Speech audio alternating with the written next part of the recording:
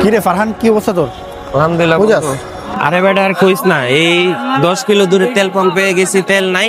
এখন বাইক হাঁটায় নিয়ে বাসায় থুয়ে দিব, আর বাইকই চালামো না। তেলের যে সংকট দেশে।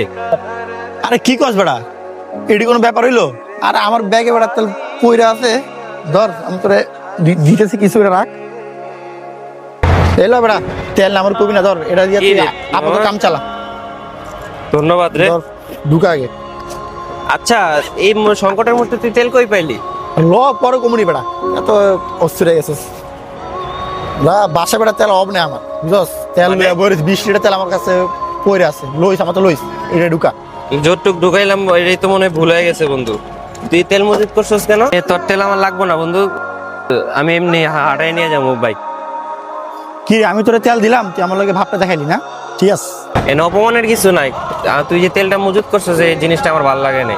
কারণ তোর মতো যদি এরকম হাজারো যুবক এরকম তেল মজুত করতে থাকে, তাহলে তো দেশে তেল সংকট পড়বে। এতে সরকারের কি দোষ আর পাম্প মালিকের কি দোষ? দেখ, এগুলা করিস না। এগুলা করলে দেশেরও ক্ষতি, জনগণের সবার ক্ষতি। আর দেখবি আজকে তোর কাছে তেল আছে, একদিন দেখবি তোর কাছে এমন জিনিস নেই যে অন্য মানুষ মজুত করে রাখছে। আর ইসলামের দৃষ্টিতে এগুলো খারাপ জিনিস। আচ্ছা বন্ধু, তুই এইভাবে বাইক ঠেলার থেকে আপাতত এখানে একটু পাশে যা। আমি আর তাহলে ভবিষ্যতে আর কোনোদিন আর কিছু মজুত করবো না। যা, আমি তোর বললাম, নিয়ে যা।